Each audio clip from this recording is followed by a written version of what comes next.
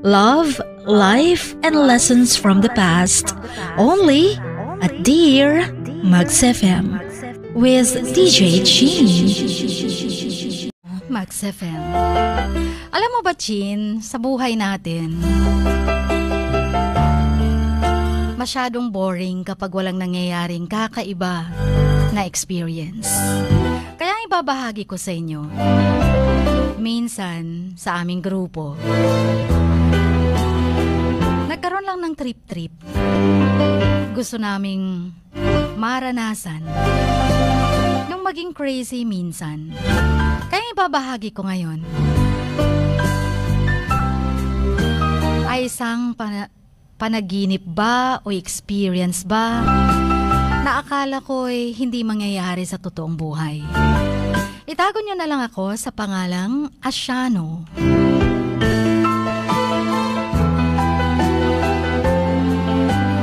Isang Asian boy, ika nga. Kaya naging Asiano.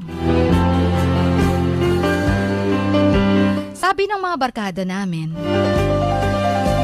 nagkainuman kami, meron daw silang perfect partner na ibibigay sa akin. Kasi that time, wala pa akong girlfriend. Tapos matagal na, tinutukso nila ako. Peer pressure, kaya umuo ako. So naniwala naman ako, nagtiwala sa kanila na bibigyan nila ako ng isang ka-blind date na talagang perfect for me. So nung nagsimula na kaming magchat-chat dahil maganda naman siya sa profile pic niya, nag-chat kami ng 2 months bago finaling napag-usapan na magkikita kami in person. Alam mo ba, babaeng-babae siya. Pero base sa chat namin, ang kanyang trabaho ay panlalaki. Sometimes, nagmamaneho daw siya ng mga bulldozer. Hindi lang bulldozer. Nag-change daw siya ng mga ilaw sa kalye, sa mga post lamps. Walang nakakaalam na babae pala ang gumagawa ng mga bagay na yun. Engineer kasi siya, Chin. At gusto niya ang ginagawa niya. Yun talaga ang pangarap niya, kahit babae siya.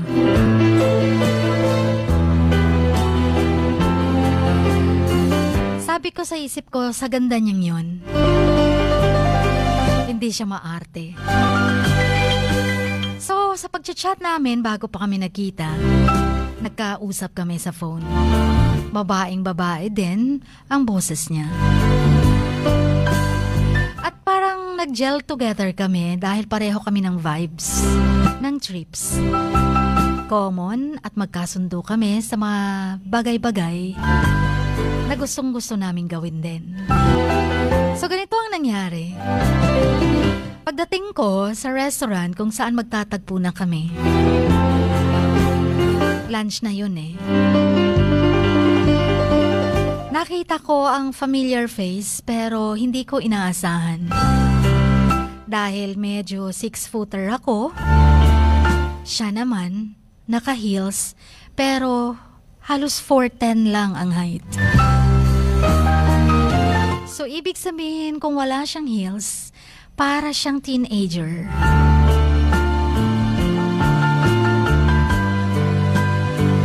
Parang hanggang dibdib lang siya. Maliit na tingnan at parang batang-bata pa ang itsura.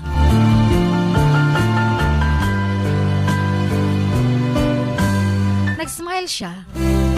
Nag-smile din ako. Hindi ko masasabing love at first sight ang nangyari. Pero parang kinikilig din ako kahit papano. Maganda naman pala talaga siya. Yun nga lang, para siyang anak ko. Sa liit niya, mapagkakamalan kaming mag-ama. Siyempre, 36 years old na ako. 25 pa lang siya. Pero hindi naman malayo ang agwat na yan. Kung tutuusin, pwede naman yan sa magsusyota. Mag-asawa nga, di ba? Pero sa liit niya, mapagkakamalang parang first year college pa. O kaya senior high. Akala ko nung una, nung nakita ko siya sa restaurant, kailangan ko pa siyang tulungan. Kasi parang nawawalang bata. Yun na pala ang date ko. Natatawa lang ako. Ang sabi ko sa isip ko, mukhang pinagtripan ako ng mga barkada ko ha. Kasi dahil higante ang tingin nila sa akin, binigyan pa naman nila ako ng maliit. Binigyan nila ako ng isang dwarf, ika nga, isang dwarf girl. So ang nangyari, habang nag-uusap kami, Giant ang tawag niya sa akin. Itago na lang natin siya sa pangalang Sheena. Ako si Asiano, siya si Sheena. At ang tawag ko sa kanya ay Dwarf Girl.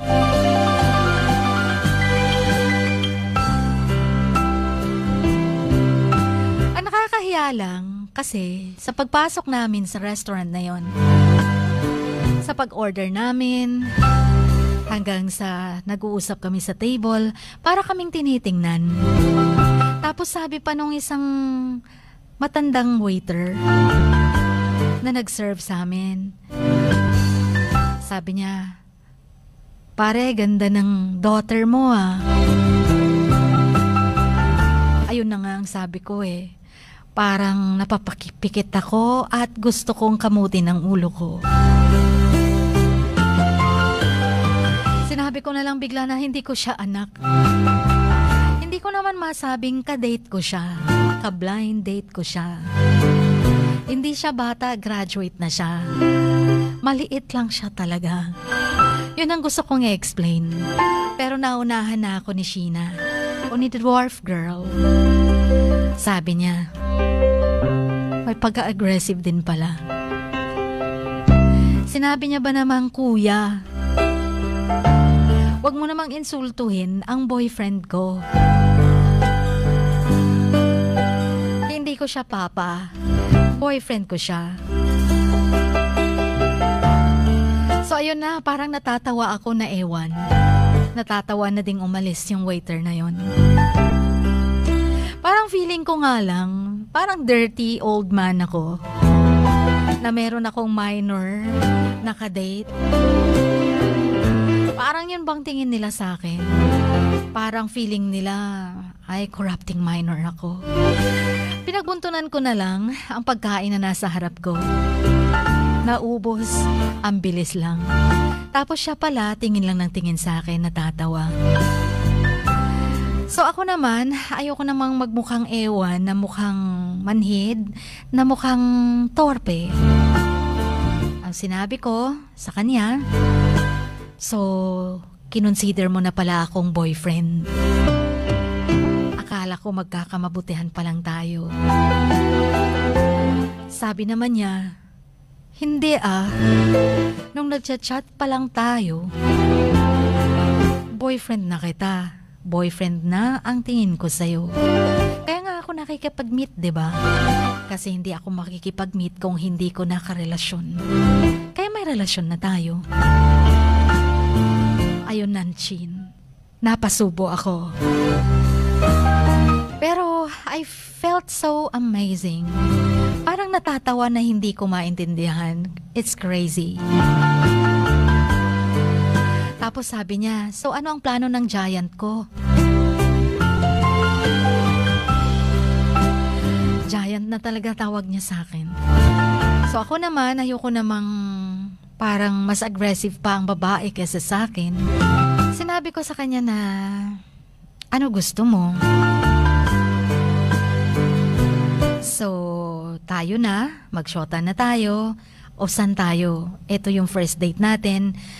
Saan ang susunod nito? Parang may pinapahiwatig ako na ewan ko lang kung gets niya. Sinubukan ko lang naman. Pero feeling dirty pa rin dahil parang corrupting minor nga. Natapos kaming kumain, lumabas kami at nanood ng sine. Alam mo ba yung siya yung babae, siya yung parang gustong magpahalik agad. Hinawakan niyang kamay ko, pinipisil-pisil. Tapos dinidikit niya sometimes yung pisngi niya sa balikat ko. Tapos titingaliin niya ako, parang nag-a-ask ng ikis mo ko. Nung tinitigan ko siya, ewan ko lang, nanginginig yata ang lips ko. Hindi ko siya magawang halikan.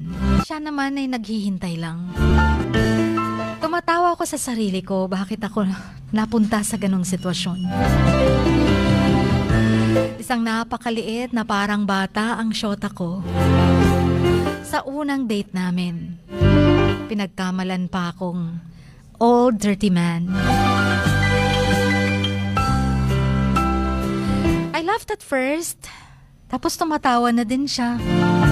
That moment of self-realization na first time, makasama ko ang shota ko na hindi ko alam kung gusto ko ba talaga or gusto ko nang matunaw na kasama siya. So hinayaan ko na lang kasi ayoko siyang mapahiya.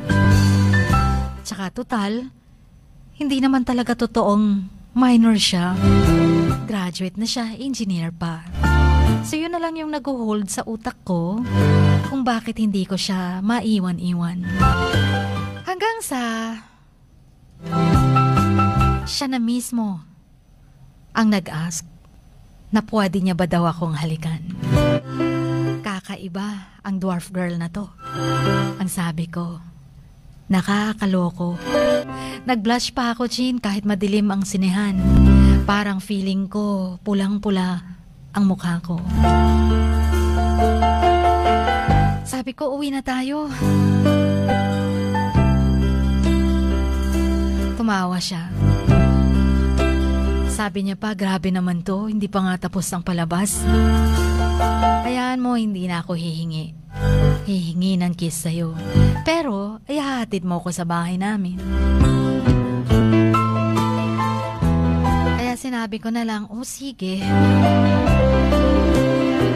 Matapos lang ang pagiging feeling close niya sa pisngi ko at sa paghingi niya ng kiss. Pero nung hinatid ko na siya, gusto niya akong papasukin sa kanila. Pumasok ako sandali. Wala palang tao doon sa bahay na yun. At doon niya ako niyakap, hinalikan.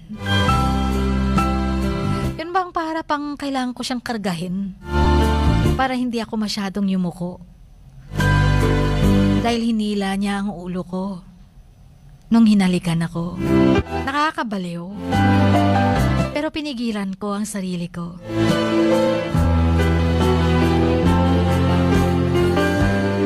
Hindi ko naintindihan ang sarili ko that time. Gusto kong mag-give in sa kanya.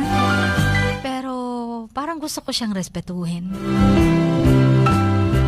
Pero parang ayoko na ring umulit na kadate siya. Madaming mga factors, madaming dapat i-consider. Ayoko na siyang maging kadate dahil nahihiya akong mapagkamalan ulit ng isang dirty old man. Baka sasabihin ng karamihan, corrupting minor nga talaga ako. Pero gusto ko siyang respetuhin dahil isang wife material din siya. Pero nababaliw ako dahil napaka-aggressive niya. It was so crazy. Sabi ko, naisip ko humanda ang mga barkada ko. Ano ba itong binigay nila sa akin? Matapos ang gabing nun, gabing wala namang nangyari. Hanggang kiss lang naman yon. At siya yung halos lingkisin ako. Nagpaalam ako na parang ayaw niya pa.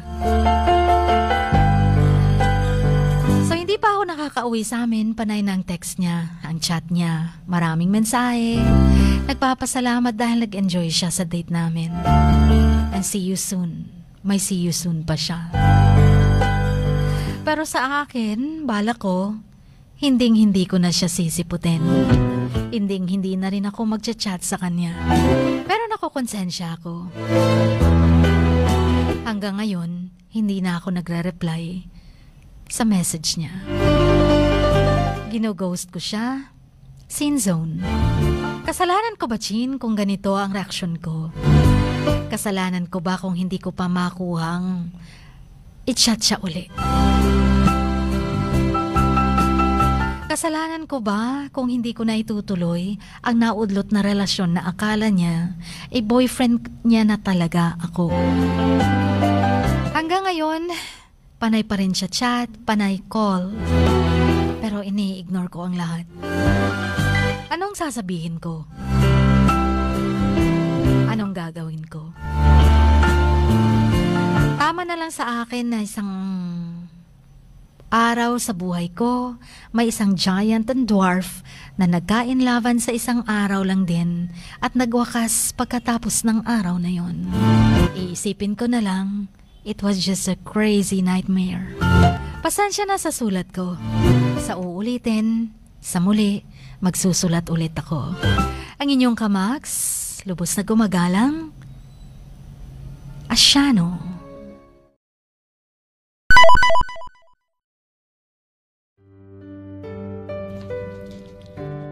Sa bawat pagluha mo, may nakatagong kwento. Sa bawat ngiti mo, may gustong sabihin ang puso mo. At sa likod ng iyong halakak at maging sa pagkabiko mo, may mensaheng nakabalot sa iyong pagkatao. At ang tanging nais mo lamang ay mapakinggan ang mga ito ng buong mundo. Dear Max FM with DJ Chini. Life has got all those twists and turns. Stand up for what you believe in. What lies behind you and what lies in front of you pales in comparison to what lies inside of you.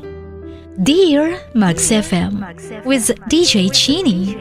Sabi nga nila, ang pagsusulat kapag masyado mong diniinan hanggang sa susunod na pahina ay nagmamarka.